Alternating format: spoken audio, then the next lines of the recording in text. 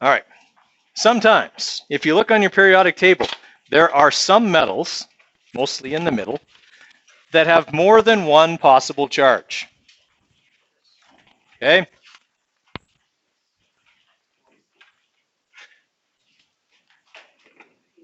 There are other places to sit. Okay. So most of these metals are what we call transition metals, okay, or multi-valent metals. All right. That means that their valence shell, their outer shell of electrons, changes. That is, it has different numbers of electrons in it. All right. That doesn't mean that they have more electrons or less electrons. It just means that their electrons migrate from the lower shells to the outer shell sometimes. Okay, because obviously you can't have in something more electrons than another, or then sorry, you can't have one iron atom that has more electrons than another, okay? But they can migrate and end up in the outer shell in some weird way, all right? So they can have more than one possible charge. Here's where the problem comes in for naming. If I have this compound and this compound,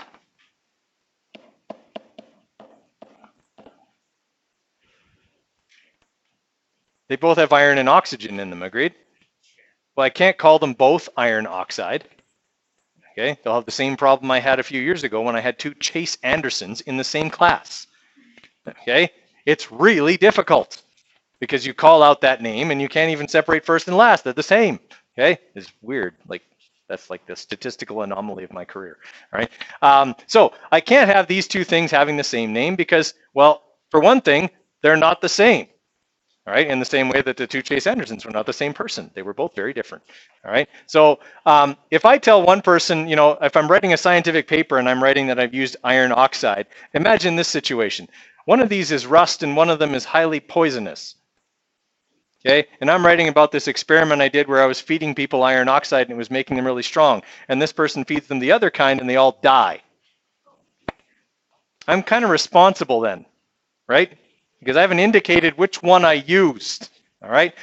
So it's important that we can differentiate between these two things. The way we do that is we indicate which charge of iron we used. All right. And we do that by putting a Roman numeral in the name beside the metal. Okay, indicating this is the iron that has the 2+ charge. This is the iron that has the 3+ charge. So if you look on your periodic table, you'll see that iron has 2+ and 3+ listed beside it. Okay, which one's listed first?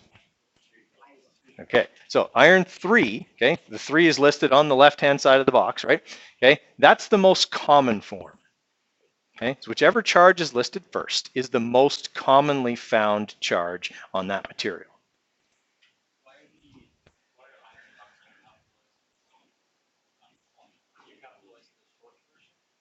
Where, up here? Here? They have to be capitalized. This is their atomic symbol. Yes, in the name, when the written name, I don't capitalize. The atomic symbol has to be, right? The atomic symbol always starts with a capital. And if there's a second letter, it's always lowercase. All right. So for this first compound, I'm using iron with the 2+ charge, reacting with oxygen, okay? We said before that all ionic compounds have to have an overall charge of 0. Okay, so if this iron is 2+ and this oxygen is 2-, they can go 1-to-1, agreed? Okay, if you learned this last year when you did the swap and drop, right? Okay, if it ends up as Fe2O2, what do you do with the 2's? They cancel each other out. You never write the same number down, okay? All right, so it's FeO when it's iron 2 oxide. Right? But if I'm reacting iron 3 oxide, it doesn't work out that way. Oxygen's always a -2, right? If you look on your periodic table, there's only one charge on oxygen, it's always -2. Okay? When I drop and swap this one, okay, the 2 comes down here and the 3 goes here, and that makes a different compound. Right? This stuff is going to be called iron 3. Okay, because this iron had the 3+ charge, right? So this stuff here will be iron Roman numeral 3 oxide. Okay, now let's just pick another one here. Let's go with nickel and Chlorine.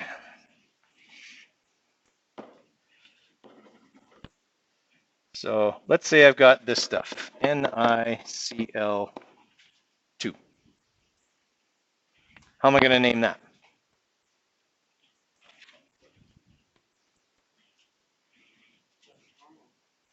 Well, but nickel has two possible charges, right?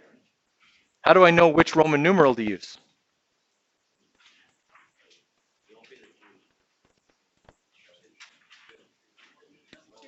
It is the 2. Yeah, it is the 2 in this case. Here's how we figure it out.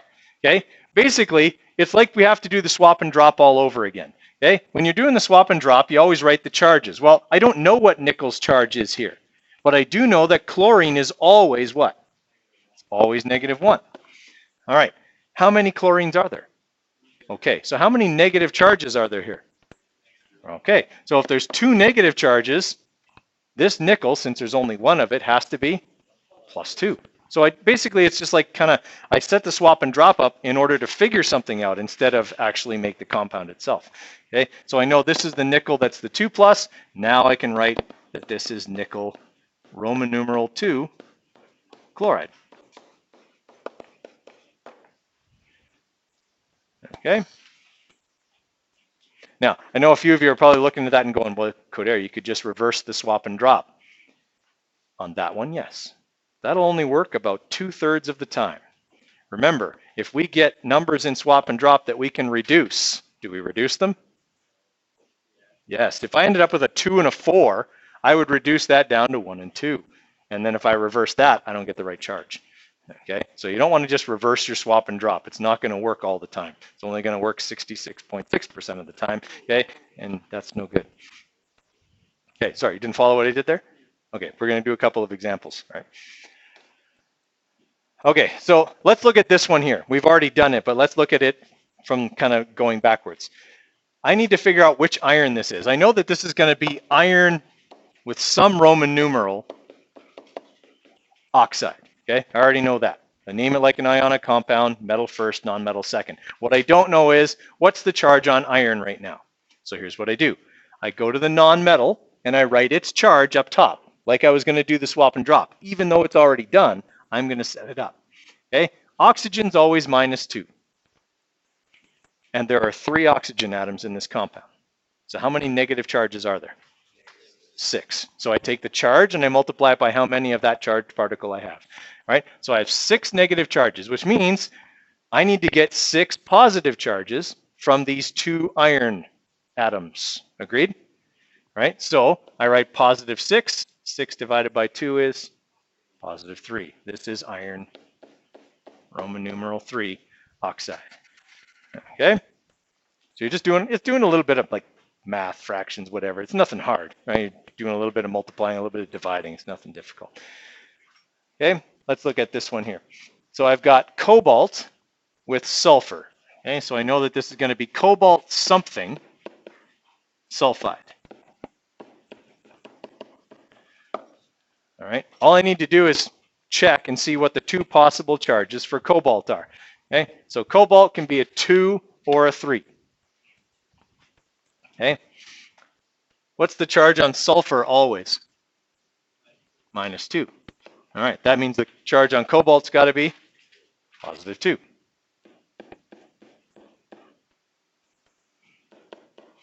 Right, because they add up to 0. The thing to remember there is all ionic compounds have a net charge of 0. We're using that to figure out what the charge on that metal is.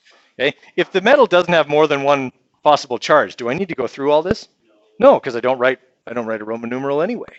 Okay, those are the easy ones. When it doesn't have more than one charge, you just write the name.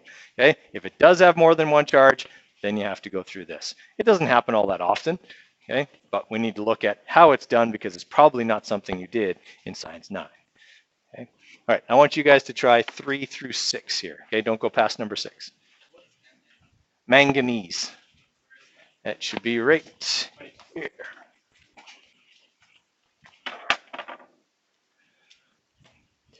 All right, so for number 3, we've got manganese and we've got chlorine. So we know that this is going to be manganese something chloride. Okay, Now, on your periodic table, I think they only have 2 charges listed for manganese, 2 and 4. Okay, it actually has like 5 charges. It could be a 7, a 6, a 4, a 2, or a 3. 2 and 4 are the most common, with 2 being the most.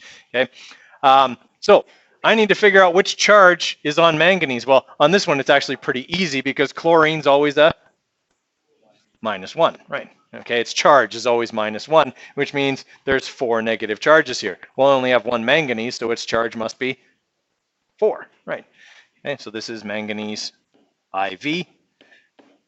Okay, chloride. You will need to know your Roman numerals, at least up to 10, okay, for this. Okay, and then for number 4, we've got copper, which is Cu with sulfur. All right, so we know this is going to be copper something sulphide. All right, sulphide is always a -2. So that means this copper must be +2 because there's only one of it, right? All right, they cancel up, they add up to 0, so we're good there. All right, how many people are done 5 and 6? Okay. All right, so number 5, I've got tin, okay, with tellurium. Okay, tin can be, what, a 2 and a 4? I think so. Okay, so we've got tin with some Roman numeral we don't know yet, telluride. All right, so tellurium is always what charge? -2. All right, so if tellurium is always a -2 and I have 2 of them, that means I've got a total of 4 negative charges. I only have 1 tin atom here, and it has to make up 4, whoa, that doesn't even look like a 4. 4 positives, okay?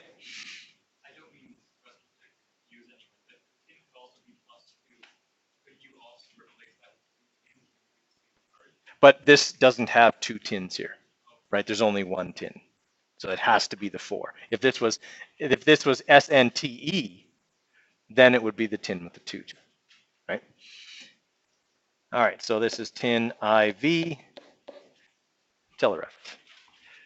All right, number 6, we've got mercury with astatine.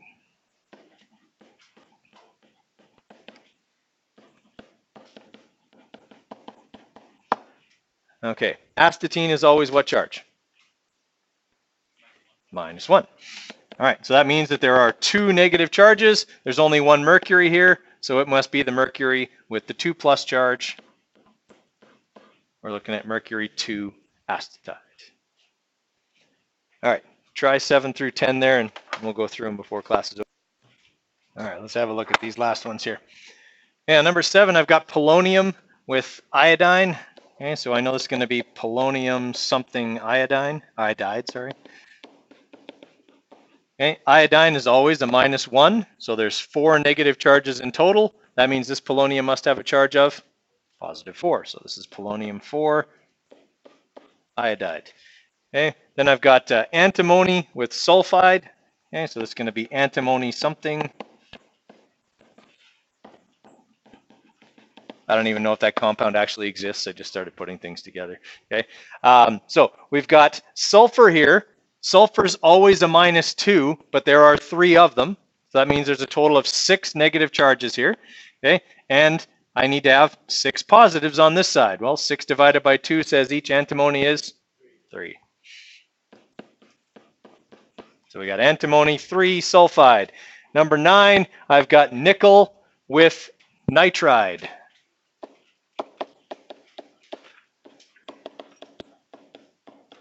Okay, nitrogen is always -3. That means there's a total of 6 negatives here. So I need 6 positives from my 3 nickel atoms. That means each nickel atom has a charge of 2. All right. All right, and then finally I've got ruthenium with oxygen, so that'll be ruthenium something oxide. Okay, this is -2, so that's a total of 4 negatives. Ruthenium 4 oxide. We'll be working on molecular stuff tomorrow. Okay.